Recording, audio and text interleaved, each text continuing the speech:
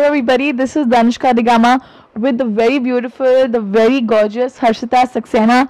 I'm sure all of us know Harshita Saxena by name, by face, because we've seen her last year being crowned Miss India Earth, and this year the subtitle winner of Agile Miss 10. Hi Harshita, how has this journey been? What is the feelings that's going on between you last year Miss India Earth, this year Miss 10? So what's all the feelings about? Hi, once again. The feeling has obviously been awesome. I mean, because last year I still remember reading the ad in the paper and applying for Miss India, and it has been an awesome journey because I was a winner last year of the Miss India Earth. Whatever happened after that, the contract issues that took place, I had to return back my crown. I didn't have to, but it was surrender. I surrendered it voluntarily, gave back my crown.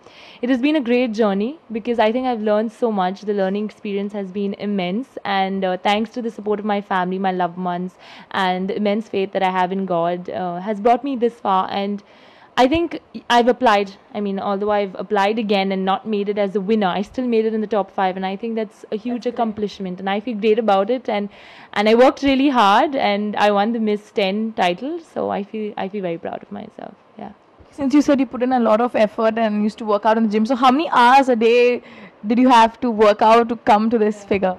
To be honest, when I first started out, it was just about half an hour. When I first started out, because I had put on so much of weight, I'd become so lazy. It was literally like dragging myself to the gym. I'm like, oh my god, I have to go to the gym. I used to dread it.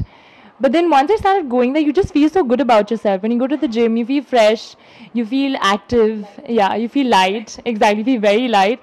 So I started enjoying what I was doing, and once you get used to that habit of, working out, once your stamina becomes better, increases, and you adapt to it. So then I started increasing, and time became from half an hour to 1 hour, and 1 hour 15 minutes. I think that was the maximum I went to when I was in Goa. That was 1 hour 15 minutes a day. A day, 1 hour 15 minutes a day, and luckily my metabolism rate is very high, so that wasn't an issue. But when I was at Miss India, of course, the workout, then the sessions, waking up early in the morning, working out in the morning, and we used to put in about 1.5 hours there. Then the rest of the day was so strenuous that you had to lose weight. How was the journey right from childhood? Like, you always wanted to be a model, or you had inclination of being a teacher, a lawyer, a doctor, like so many other people? In fact, the funny thing is, I've gone through many phases in my life. Like when I was really small, there was a time when I wanted to be air hostess. I think everyone went through that phase because I wanted to roam the world, roam all around the world. So there was a time when I wanted to be an air hostess. There was a time when I wanted to join the army. And why was that? I just thought that I always wanted to. When I looked at the army people, the people in the people who've sacrificed their lives for the country, I just looked up to them and I said, oh my god, if they can do it, why can't I? And there was a time when I took it so seriously that I actually wanted to join, and I told my mom, like, I'm going to join the army and stuff. She's like, are you mad? What is wrong with you? And everyone used to laugh. They're like, you of all the people want to join the army? But then I grew out of that phase because no one was supportive with me, and I don't think I would have been too serious about it later on. Then I wanted to do hotel management. There was a time I wanted to do hotel management until the last thing that I had in mind was to become a lawyer. Okay. There was a time when I wanted to be a detective as well. Then lawyer because I think that's something that I've always been very like I'm good at judging things, and I'm good at spotting, I'm very good at judging people and everything, and I wanted to fight for the right. So I thought, why not law, but unfortunately Miss India happened. Fortunately, I would say, not unfortunately, but Miss India happened and I couldn't do my law side by side. I can still pursue my law. It's not like modeling is something that you can go on forever. So that this modeling is something that is happening side by side. I'm taking it up as a profession for now, but education still remains with me, and side by side, who knows, I would probably just pursue my law, yeah. So when exactly did you feel that you would be able to make a stint in the in modeling?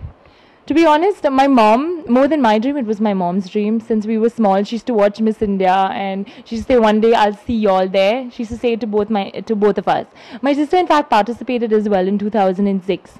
So when she didn't make it as a winner that year, I said I have to go back and get the crown, not just for myself, but for her and for my whole family, because I was part of Glad Rags as well. I didn't make it there. So I think somewhere failure made me so much stronger and made me want victory so much more. And I think failure is what makes you what you are. And I had so many experiences that I went through in my life that has made me what I am today. So I think that's what made me want to participate in Miss India, and it's a great platform for any Indian woman. So, But isn't it unusual that mostly parents are not very supportive of their daughters entering in, becoming models, because they know that they feel that the scene out there is a little bad. So how come your mom was like so supportive? luckily, not just my mom, both my parents, my mom and my dad, have given me 100% support, and I'm very grateful, touch wood, that that I have such a supportive family, and they've always been there for me. And they've never ever had any issues. In fact, they were the ones who kept pushing me and saying that you have the face, you have the look, you have that strong appeal, and you should go forth with it. And they've always been there for me. And without them, I'm sure I wouldn't have been where I am today. Yeah. So how did your journey start? You went for Miss India last year, and then from there onwards, how did the plane take off? From last year, I remember there was an ad I saw in the paper where the crew had come to Goa to select the girls. They were going state-wise. So my mom told me about it. She looked at the paper cutting and she said, you have to apply for this. So I said, why not? Because I was waiting. I had to prepare myself. So last year I thought I was ready. And I said, let me go. Let me give it a shot. I went. I applied. And I was the only girl who got selected from Goa. And I represented Goa. And I had won the Miss India Earth title. And that's how, from there, it was no looking back. Yeah. So after the Miss India Earth, we all know you had to surrender your crown due to a lot of issues with Gladrax. Now, were you given a choice to surrender your crown, or you were compelled to surrender your crown? No, I was given a choice. When the issue was brought up by Mrs. Maureen Wadia, and she went on air and she announced that there was some contract problems, and she said that I went against her contract. I beg to differ, because she had not come and informed me, and she had not given me a copy of the contract, and I had signed it in 2006, and in 2008, because of 3 days prior to the crowning, she made a big deal about it, and I didn't want to fight the case, and I said, if I have to fight the case, then it'll be ruining my career. So I couldn't be participating in the Miss Earth pageant. Instead of participating there and concentrating on preparations, I'll be concentrating on a court case. And she's a big lady in Bombay, so I think it was a big step to take to fight a case. So I surrendered, and they gave me a choice to either fight the case or this, but I surrendered, and I said I'll come back. But do you ever regret taking that decision? To be honest, I have no regrets in life. I know that I have immense faith in God, and I think God always has a plan. And I'm sure that right now, people don't realize it now, but I'm sure in due course of time, I've got so many opportunities now lined up for me, and I've got so much work and offers after Miss India. So I'm very grateful. I have no regrets, and it's not like I'm completely against the team. At the same time, I'm grateful to them for even putting me up there, because it's a big achievement to even make it in the top 5. So did the last year's issue kind of drive you more further to take part this year? And is it going to be that we're going to see you back again on stage next year as well? You know what? A lot of people have come up to me and asked me whether you're going to be back next year. And my answer to them is that I said, the next time people are going to ask me my hobby, I'll probably have to write there participating in Miss India. But I don't want to write that. And as far as I know, the last few years, the girls who make it in the top 5 cannot participate in Miss India the next year. But I don't know how the rules are right now. I think they might have changed. But as of now, I don't think so. I think I have to go forth with making it big as a model. That's where I want to go. My ultimate goal is making it as a Victoria's Secret model, and hopefully one day you all will see me up there. Yeah. I had seen the Miss India. I'm sure a lot of our Goan viewers also watched the Miss India, especially because Harshita Saxena was there Goan, and we had to cheer for. But when they were announcing the final results, I found, at least myself, I found a little confusion with the two names. So do you think there is some kind of thing which goes on behind the scenes? Well, I think in all pageants, they say there's a notion that the pageant is rigged, or the pageant, there's a lot of things that go on internally. As far as I am concerned, I would obviously love to say that I deserve to be there. I think each girl would say that, and I really worked hard for it. But as far as I know, there was nothing that happened, nothing that I saw happening internally or externally.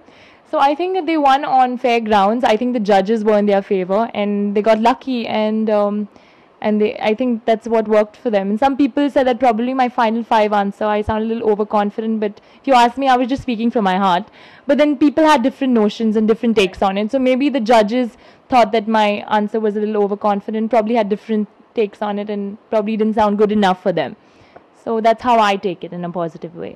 And Miss India, like we see a lot of girls coming from different places. So were you able to make good friends, which is continued even after Miss India, or just till there and then acquaintances and then finished? In fact, the best thing about the whole pageant experience is the amount of fun we had and the amount of friends I've made and managed to keep. In fact, they said during the training, they're saying now everybody is good friends, all ha ha hoo hoo. Just before the pageant, like 2-3 days before the pageant, you'll find Harshita sitting here and like another good friend of mine, Hanika, will probably be sitting at the other end. Because that competitive spirit will come out. But touch wood, nothing like that happened with us. Until now, we are such good friends that we're actually moving in together. Like one of my very good friend Hanika, we're moving in together in Bombay, and so many of my other friends, Sonakshi, then there's Nandini, there's Niharika, there's Faith, there's so many of them, and we're still in touch and we're still working together, and there's no negative vibes among us.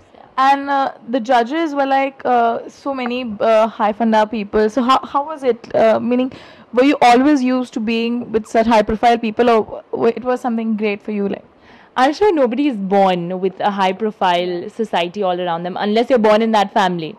So I was born to an average normal family, and I wasn't born being around them 24/7.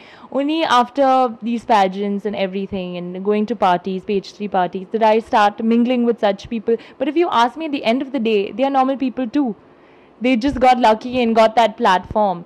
If you ask me, I think even a lawyer or anything for that matter, any line, even somebody, a manager of a hotel, should be given that standard. It's just that the hype for Bollywood movies and for modeling is given that that high. If you ask me, even in a manager in a company, if he's really good, I think even he should be given that high in every walk of life. But it's just the hype that people create for it. People enjoy watching it, and that's what creates a hype for them. Otherwise, it's just average normal people. So you just kept mention about lucky. So do you think besides hard work, a little part of luck is there? it does. I think a little bit of luck does matter as well. Besides having faith in God and the support of your family and loved ones, a bit of luck sometimes does work in your favor, because sometimes it's your day and sometimes it's just not. Yeah. Of all the outfits that you wore for Miss India, which one did you like the best? The best, without a doubt, was Ritu Kumar's outfit, the final crowning outfit, which the girls were crowned in, the saris. I think they were fabulous. I think each and every sari was given proper detail to the way it was designed, the way the fall of each sari was. I think it was fabulous. It was really nice. And then they had other designs as well, like they had the Rocky-esque ones that we danced in, and they were funky, yet at the same time was very cute and very young and preppy, which we are, all of us. Yeah.